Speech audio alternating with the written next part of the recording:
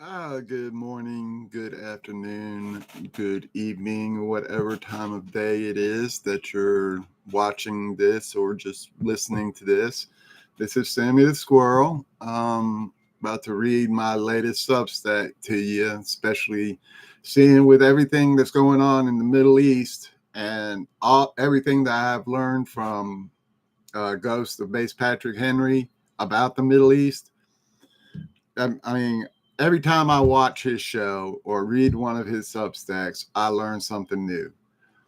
The man has opened my eyes into Middle Eastern politics and how situations and problems are solved over there, and that. So if the U.S. anyways, here it is right here. Let's bring it up. Um,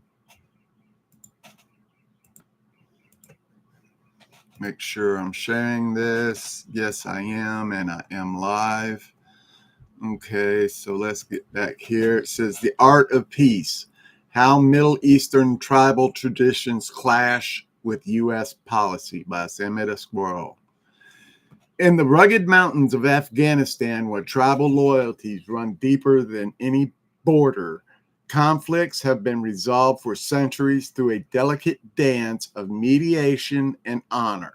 A feud over grazing land or a stolen bride doesn't end in a courtroom or a fistfight. It ends with elders, poetry, and a carefully crafted deal that leaves both sides standing tall. These ancient practices, rooted in the tribal societies of the Middle East, still echo in modern nations like Iran, Iraq, Afghanistan, and Qatar, and all the other Middle Eastern countries. But when the United States barges in, armed with ultimatums and a Western playbook, this intricate system unravels, quick, fast, and in a hurry, often with disastrous results. Here's how traditional conflict resolution works in the Middle East and why saving face is the linchpin of peace, and how U.S. policymakers have done more harm than good by missing the point. I hope I do go to Base Patrick Henry right in this story. I have learned so much about how conflicts are traditionally handled in the Middle Eastern region from reading his Substack and watching his show, Breaking History, over on Badlands Media's Rumble channel. And I put links to everything right here inside it. Everything red is a link. Tribal roots, mediation over might. In the tribal world of the Middle East, conflicts aren't about winning or who has the biggest army. They're about balance.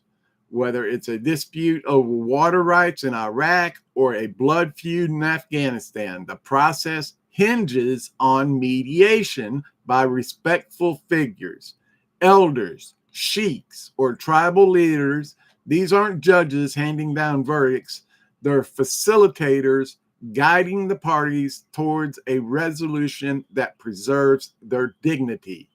How it works: the mediator listens to both sides, often over tea or in a communal gathering like a Jacques. I brought up how to pronounce these names, and I don't have, my tongue doesn't work that way. This in Afghanistan, here's the link explaining this. The goal isn't to assign blame, but to find a path forward. Maybe a marriage to unite families, a gift of livestock, or a public apology framed as an act of grace. Direct confrontation is avoided. Insults are sidestepped with proverbs or stories. Key example: under the Pushtwali, I think I said that right, code in Afghanistan, a tribal council might settle a murder by having the killer's family offer compensation like money or a daughter in marriage. Both sides walk away with honor intact. One gains justice, the other avoids shame. This isn't just tradition, it's survival. It's survival. In tight-knit societies, today's enemy could be tomorrow's ally. So burning bridges isn't a luxury no one can afford. All right. Saving face, this very important. The heart of peace. At the core of this system is saving face, ensuring no one leaves the table humiliated. Honor isn't just personal, it's communal, tied to family, tribe, and reputation. A public loss of face doesn't just sting, it can unravel a leader's authority or spark a cycle of revenge. Why it matters. If a sheik in Iraq is shamed in front of his people, he risks losing their loyalty. If an Afghan warlord is forced to bow if an Afghan warlord is forced to bow publicly, Obama, his rivals smell weakness. Peace deals then are less about terms on paper and more about crafting a narrative where both sides can claim dignity. How it's done. Negotiations lean on interest, indirectness. In Iran, the ritual of a polite back and forth of offers and refusals keeps interactions smooth. A Qatari emir might host a lavish feast to signal goodwill, turning a concession into a gesture of strength. This isn't about ego alone, it's about stability. A leader who saves face can sell peace to their people. One who doesn't risk rebellion or war. From tribes to nations. These tribal habits didn't vanish as the Middle East modernized. They morphed into the DNA of nations like Iraq, Iran, Afghanistan, and Qatar, and all those other Middle Eastern nations. Iran, the Islamic Republic, blends Persian culture with tribal echoes. Diplomacy, like the nuclear talks, thrives on back channels and ambiguity. Direct demands are seen as affronts to national pride. Iraq, tribal sheiks still mediate between Baghdad and the provinces. Saddam Hussein leaned on these networks. Yes, knowing that brute force alone couldn't hold the country together. Afghanistan, the Taliban, steeped in Pushtun tradition, negotiate through tribal lenses. Honor and revenge drive their resistance as much as ideology does. Qatar, the Al Thani rulers, balance tribal ties with global ambitions, using discreet deal making like resolving the Gulf crisis to keep everyone's dignity intact. Even in statecraft, the old ways linger. Public posturing might dominate headlines, but the real work happens quietly with an eye on honor. The U.S. blunder, a cultural mismatch. Enter the United States, where diplomacy often means messy press conferences where propaganda leads the story, sanctions, and confrontational talk. The Western style prizing transparency only when it can ensure decisive wins collides head on with the Middle East's subtler rhythms. The result, more chaos than calm. Afghanistan, after 9/11, the U.S. aimed to crush, I know. The U.S. aimed to crush the Taliban and build a democracy. Public calls for surrender and military sweeps ignored Peshawari's emphasis on honor. The Taliban, humiliated, dug in. A smarter move might have been empowering tribal Zirgas to mediate, letting the Taliban back down without losing face. But no, we can't have that. Not here in the USA. You got to, submit or else. Iraq, in 2003, the U.S. disbanded the Iraqi army and purged Baathists, stripping millions of jobs and dignity. The insurgency exploded as ex-soldiers, shamed and desperate, fought back. Tribal leaders couldn't bridge the gap. The U.S. screwed it up that bad. Iran, the maximum pressure campaign, sanctions and loud threats hasn't toppled the regime. It's stiffened Tehran's spine. Iranian leaders can't bend to public U.S. demands without looking weak to their people. The U.S. sees saving face as a sideshow, and the Middle East is the main event. By missing that, American policy turns potential partners into enemies. When it works, lessons in respect. When the U.S. gets it right, it's by accident or adaptation. In the 1991 Gulf War, Washington leaned on Saudi tribal networks to rally Arab support. Leaders saved face. I know. Leaders saved face by framing their backing as a noble stand, not submission to the West. Contrast that with Libya in 2011. I know that also. Remember, I'm on YouTube.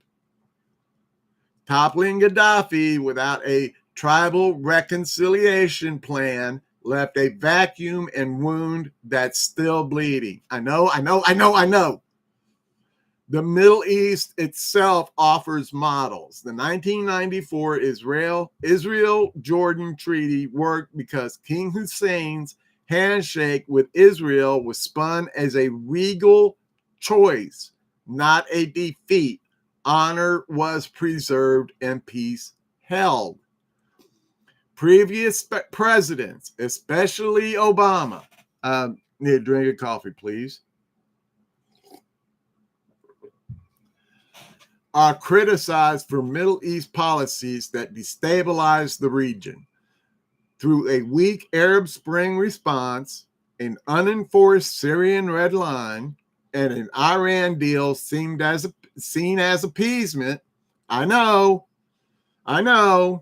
Obama's bow to the Saudi king further reinforced perceptions of American weakness in the Arab world. In contrast, Trump's successes, like the Abraham Accords and his Iran stance, are viewed as restoring U.S. strength and delivering results.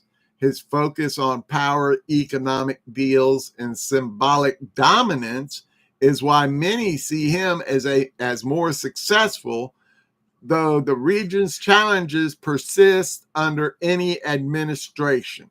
If you don't know how to handle the Middle East, don't go into the Middle East.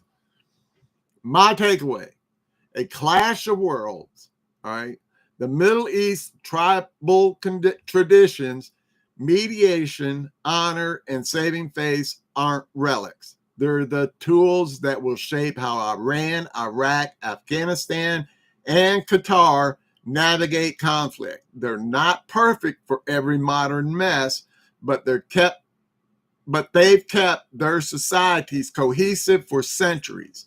The U.S. is blind to this, has fueled fires it meant to douse, from Baghdad's ashes to Kabul's endless war. Peace here isn't about winners and losers. It's about respect and balance. Until U.S. policymakers swap megaphones for mediators and ultimatums for patience, they'll keep breaking more than they fix. The tribes knew better. Real victory leaves everyone standing tall. That's my thoughts on the Middle East. I hope I got it right. I have learned so much about how issues are handled in the Middle East. And it's a very long, old, tried and true way to settle disputes among peoples who live in tribal communities, you know? I mean, it wasn't until the cities started festering up and everything is whenever, politics started getting really, really weird. But they've always kept to this, saving face and maintaining honor in the Middle East, And so, Hopefully, President Trump is no. Well, I'm sure he knows this. I'm almost positive he knows this. As a matter of fact, I think President Trump has even retweeted or retruthed one of Ghost or two of Ghost's posts before, or somebody up there big in the Trump administration has done that. I'm pretty sure. I not 100%. I'm 99.9%. But yeah. Gordon and Matt, I have learned so much from listening to their show, Breaking History, on Badlands Media's Rumble channel. It's Wednesdays at noon, I think it is, or is it 1 p.m.? I'm not sure. It's Wednesdays, I'm sure, but it's a great show, man. Gordon and Matt know their stuff when it comes to the Middle East and how problems are handled over there and all this. It's very eye-opening for sure. Definitely changed my mind. At first I doubted him whenever he was recommended to me, but after reading Gordon's Substacks and stuff, and then going and checking on it myself, yeah, he's right, and he's been right all the freaking time. So I highly recommend checking Gordon out. Okay. Anyways, I'm gonna end this here. Oh, geez, I've been sharing that the whole time. I'm gonna end this here, and let's see where we at. We're at 16 minutes. I think I can carry this up to 17 minutes. What do you think? I'm fixing to watch the president's parade. It's gonna be awesome. I think something else major may happen today. Or while all this military is just so happens to be in Washington, D.C. at the time. I don't know. I mean, Spidey sense is tingling. Spidey sense is tingling. All right. 17 minutes, y'all. Talk to you later.